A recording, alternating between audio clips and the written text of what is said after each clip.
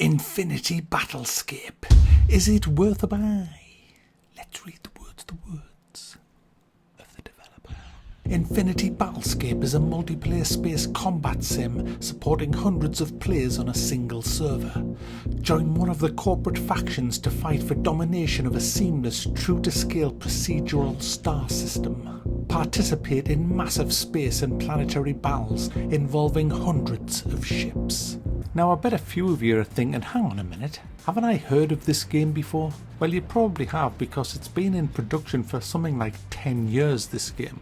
It just kind of vanished, but it's back now. And it's just released in early access on Steam. It's still in alpha. It's a quite early version of the game, but I have to say, guys, it runs like a dream, considering it's an alpha. I mean, most alphas run like shit. This runs great. I'm not getting any kind of lag, and as it says in the description there's no loading. It's just seamless. When you leave a hangar of your mothership or your big space station, and you fly across the galaxy to a planet, it's all seamless. It's just really incredible, the engine that's behind this. It is quite insane considering it's in early access. Anyway, before we get into the actual game, let's have a quick look through the options. There's full customization of your keyboard. You can also use a joystick hot-ass with this, a gamepad, and it works with VR and Track IR. They're not officially supported, but some people can actually get that working and have done so. I haven't tried it myself. I'm just using keyboard and mouse on this game. I've left all the controls on default, except I rebound the countermeasures key and the missile key because they were in ridiculous positions. But mouse and keyboard is absolutely fine with this game, absolutely fine. Now, it is an MMO, this. They are trying to get up to 500 people in one battle, and there's no loading screens whatsoever in this. Once you get in the game, that's it, no loading screens. And 500 players, there's not that many in at the minute because the game's just come out, but it's going to be amazing with 500 people in a space battle. But the best thing is, the spaces are all populated by AI, and then as players enter the battle, the AI are replaced with humans. So you're always going to get a really good feel that there's something big happening. And I've been playing it all day today, and some of the battles that I've had are huge. It reminded me of that scene in the Return of the Jedi when near the end where the space battle starts and you just see all the TIE fighters flying all over the place and there's capital ships just gunning at each other.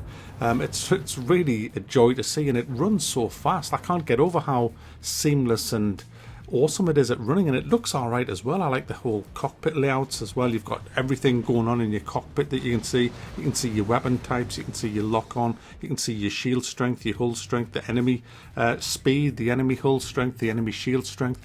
You've got your little radar like you have in Elite, so you can see where people are in relation to above, below you, and forward and backwards. It's also worth mentioning in this is it has the inertia, if that's probably the wrong word, but basically in space, once you start thrusting in one direction, you can do a 180, and providing you don't add additional thrust, you will keep going in the direction. You will start slowing down a bit, but you can actually go flying past another ship, turn around and be blasting them as you're going past, which is a nice touch if you're good enough. I'm still shit, as you can see by a lot of the footage, but I've still had a blast actually playing this. So how does it actually play?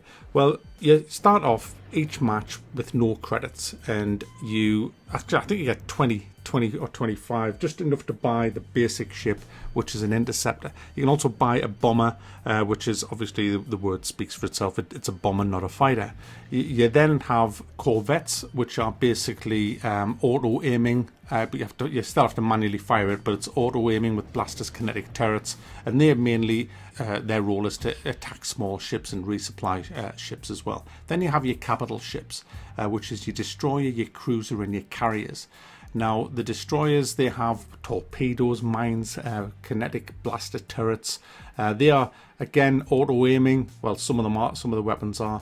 And they have flak cannons, and their role is to hit other capital ships, lay mines and things like that. You have cruisers, which are huge things as well. They've got torpedoes as well, they've got turrets, and their role is heavy assault.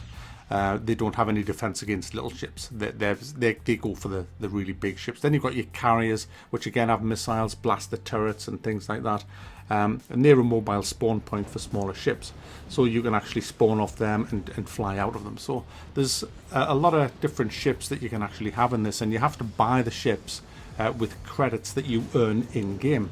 So like I was saying, at the beginning of a game, you will have no credits. And as you start doing things and taking missions and attacking enemies and taking them down, you start earning money. And you can then, when you die and you respawn, you can then choose a bigger ship if you've got the funds to actually go and buy the thing.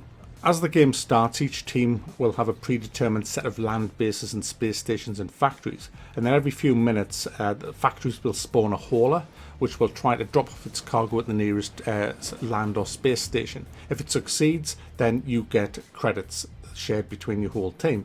But obviously the enemy are going to try and stop that.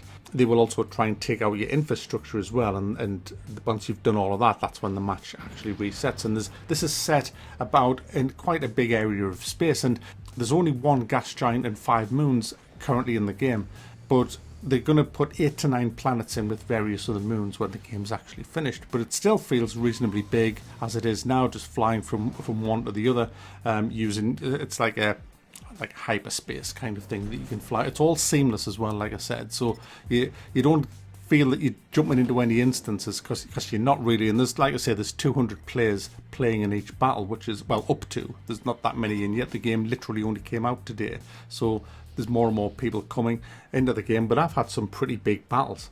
It's £29. It's on special 5% off at the moment.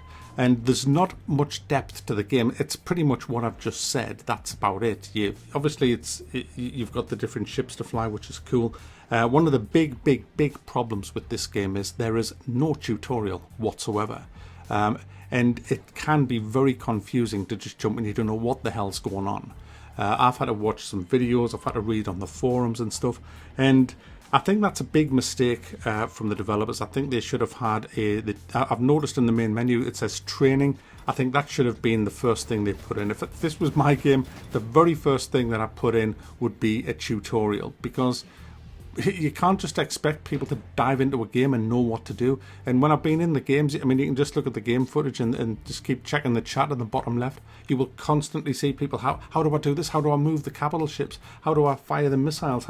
Because the game it's not very intuitive, the game at all, and it's a huge problem, and it's probably going to put a lot of people off. And I wouldn't be surprised if there's been quite a few refunds because people are just, what the hell am I supposed to do? So that's a big turn off for me straight away. The second thing is it gets pretty repetitive because there's not much else to do. It's just about combat. It's like PlanetSide 2 in space. That's the best way I can describe this. Now, there's no real progression other than what I said about you getting money, but I'm not too fussed about progression. I don't need progression in a game if the game's fun enough. This one just isn't fun enough as it is now. I'm already getting, I don't know how many hours I've played this, but I've been playing it most of the day, and I'm already kind of,